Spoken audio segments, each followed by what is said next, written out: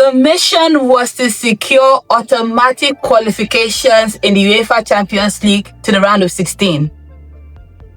Mission accomplished. Oh my God. Barcelona have qualified for the round of 16. Top 8 qualification, mind you, alongside Arsenal, Bayern, Liverpool, Tottenham, Chelsea, Sporting, and Manchester City. Guess who I did not name?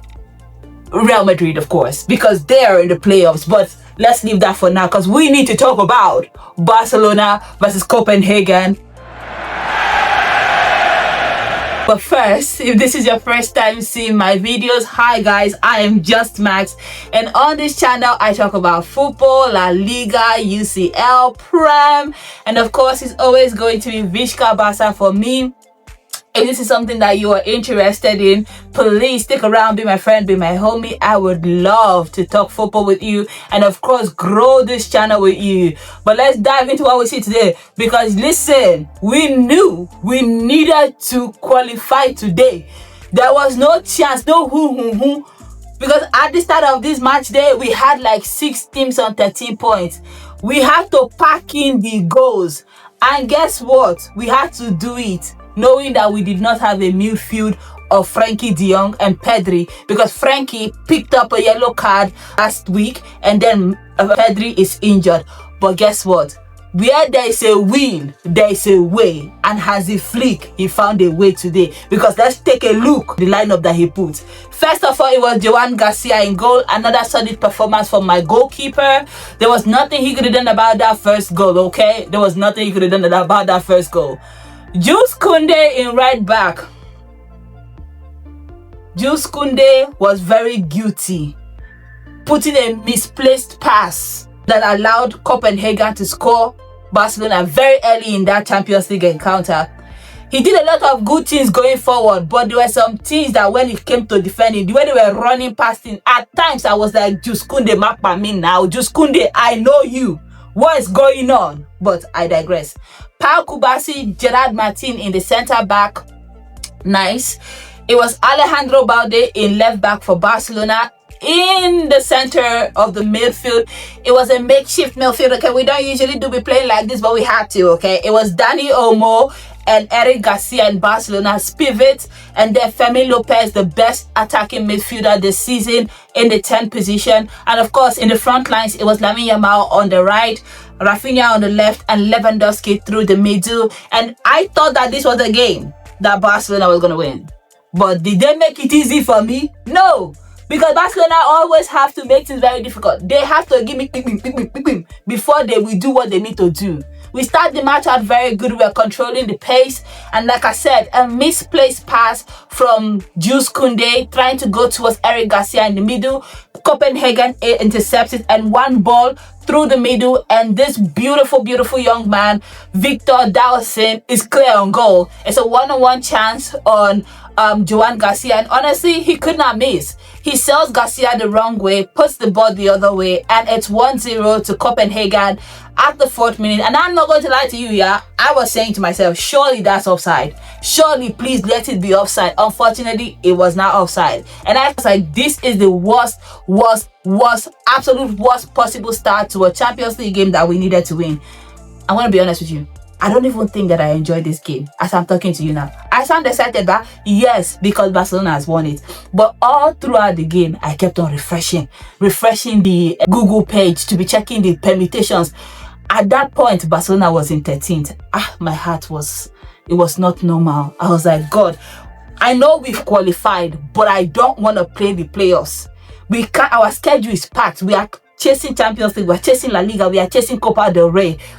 If we can remove some games, please, God, please. I don't want to do it. And that first half, we had opportunities. We created, we tested the goalkeeper. The Copenhagen goalkeeper, he was threatening to be the weapon that was fashioned against us. He did everything he could do to keep Copenhagen in this game. There was one-on-one opportunities for Rafinha. No. Lewandowski, no. There was even opportunity that we kept on peppering in the shot. He was solid. So going into halftime, Barcelona could not find the breakthrough. It was Copenhagen who led, despite the fact that they only literally had one shot on target the entire first half. Yeah, they really that one opportunity, it was the one. that was it. They could not create anything else because Barcelona pinned them down and kept on peppering them. Their goalkeeper, sensational. Absolute sensational stuff. The second half, though, it was a different case. If you watch the league of Barcelona football, they really do play one half of football very well. Sometimes it can be the first half, sometimes it can be the second half. If they go into a halftime with them losing, the second half is going to be a different. I don't know what Hansi Flick used to say in that dressing room, but when they come out, it's usually a different ball game. And today, no difference. They come out, pa, pa, pa, pa, pa, pa, pa, pa.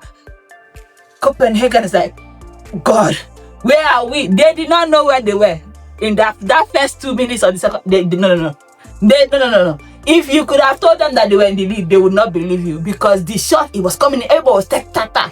And then the moment that we all lived for, it was Dani Olmo who put a razor blade clean, sensational pass to Lamine Yamal. And when I tell you, it was sweet as sweet can be. Lamine Yamal is through. I think actually he tried to take a shot from that angle, but never mind.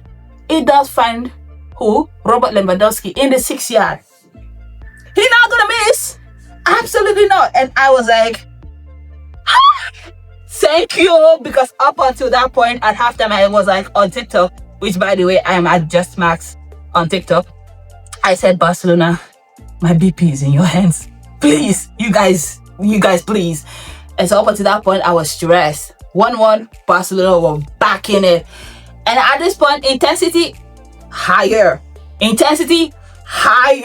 Okay, it was amazing stuff. The way we continue to press Copenhagen, and not too long after that, I think it takes another 10 minutes for Barcelona to secure the second goal, and this time it is through Lamine Yamal. And when I tell you that he was so deserving of this goal, it was such a trademark patented Lamine Yamal goal. If you watched Lamine Yamal last season, you know what I'm talking about. Okay, you just know, because like when he started to sidestep, and then like literally defenders had to learn how to defend that. Because if you do anyhow, you would what? You will see anyhow. And it was beautiful. It does take a deflection though, which raises it high up in the air, and then the goalkeeper did not even know where it was going. It did the bim in the post. And that boy was like, again, going back to the Google to refresh. We are now on 8. God, please, we need refresh. I'm not even going to lie to you, yeah. I have got to watch this game again for me to like really enjoy it, right? Like if you're like a fan of Arsenal, Liverpool, Bayern, you don't know what the rest of us were going through. You just don't, because you guys were like, let's just watch the game, it's fun. The rest of us, we were refreshing, like instant update. Where have we? Anyway, not long after that, Barcelona will get a third goal, and this time it is through Rafinha, who takes a pen. And this is something I love about my club, because Robert Lewandowski, he's in a goal scoring opportunity. The defender for Copenhagen, he clips him as he's trying to strike the ball clean on goal. It's adjudged to be a penalty. Now, this is why I love my club, yeah. Rafinha has not scored this entire campaign in this UCL. Granted, he's had a bit of injury here and there, but he's not scored. And he was the highest goal scorer in the UEFA Champions League last season. Now, there was nothing that stopped Robert Lewandowski from taking that penalty himself and, adding to his statistics, adding to his goal tally. But then he hands the ball over to Rafinha, who desperately needs a goal. And I live for it. The penalty from Rafinha, beautiful, well struck. Barcelona are 3-1 up, and guess what? Our attacking front three, they have scored. It is Rafinha, it is Lewandowski, it is Lamine Yamal. It is the way we love it. Everybody in this team must eat. Like when you start to look about how the goals in Barcelona are being distributed this season, the assists as well. This is not a one-person FC. No. This is an FC where everybody eats. Fermin Lopez, Dani Olmo, Lewandowski, Lamine Yamal, Rafinha, Ferran Torres, everybody is contributing. And today's penalty from Rafinha, it just exemplifies everybody must eat. And at this point, Barcelona are fifth. We are fifth, and I'm seeing Chelsea coming. Chelsea are coming because they ended up winning. I'm stressed. But I'm also happy because we did end up scoring one more goal by Marcus Rashford. It was a sensational free kick. And y'all know we do not score free kick. I don't even remember the last time we scored a free kick. I think the last time we scored a free kick, it was Messi, maybe Ferran, but mostly Messi. Like, it's been quite a while, you know. It's not something that used to happen.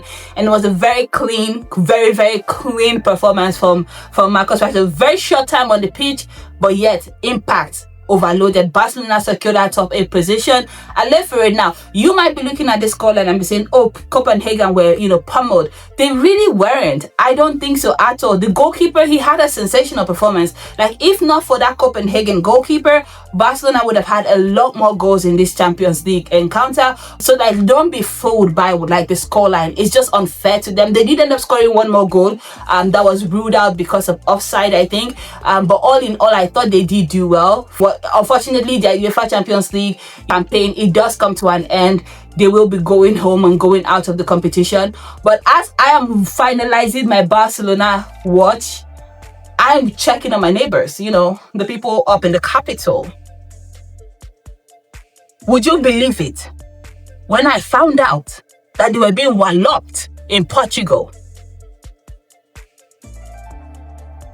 Here's the thing, I knew that they were being walloped. Like, I knew, because the halftime was like 3-1. I knew that, I saw it, you know. But I was like, you know, I was going through my own trauma at this time. Like, I was going through my own. So I had to focus a little bit more. And then, as I am, you know, because Barcelona's game finished first, I decided to go over there to see what's going on. They're losing 3-2. They have now conceded 2 yellow cards in the space, 2 red cards, sorry, in the space of 5 minutes. Mind you, they started this UEFA Champions League match day firmly in 4th position, maybe 5th if I remember correctly, because someone keep me honest in the comment section. Concede 2 red card in 5 minutes. The level of indiscipline. And then the Benfica goalkeeper goes up for a last minute corner kick. Hear me out. Benfica being coached by an alleged Real Madrid legend. He has already beat them. It's the last kick of the day. Why did he send forth his goalkeeper up there? Like, you already won. And then he does go up. And the script writers, they wrote a fabulous script. The corner kick, it comes in. And guess who gets a free header? It is the Benfica goalkeeper that heads the ball past Thibaut Courtois. Sends Real Madrid to the playoffs.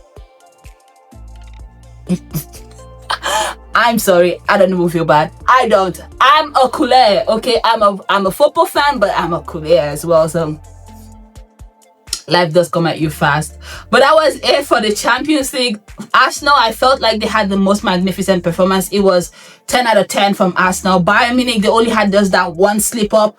But again, the strength of the Premier League is on full display. Like, you can see teams like Liverpool and Tottenham that are struggling in the Premier League, but look at them earning 3rd and 4th position in the Champions League. And then Manchester City, that, you know, sometimes they have bipolar case, but look at them rounding up, you know, the UEFA Champions League. And honestly, it was just a fabulous last day of games. So everywhere was goals galore. And like I said, I'm going to have to watch this game again because I did not really enjoy it to the fullness of enjoyment because I was busy refreshing and stressed out. This team, Barcelona, they can put me under pressure, but you know what? It's fine.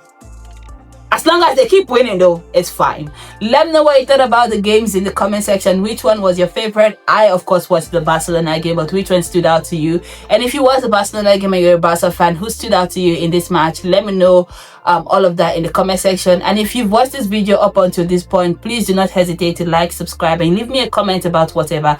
I will be, of course, happy to discuss football with you. And as always, it's Vishka Barca. Bye, guys.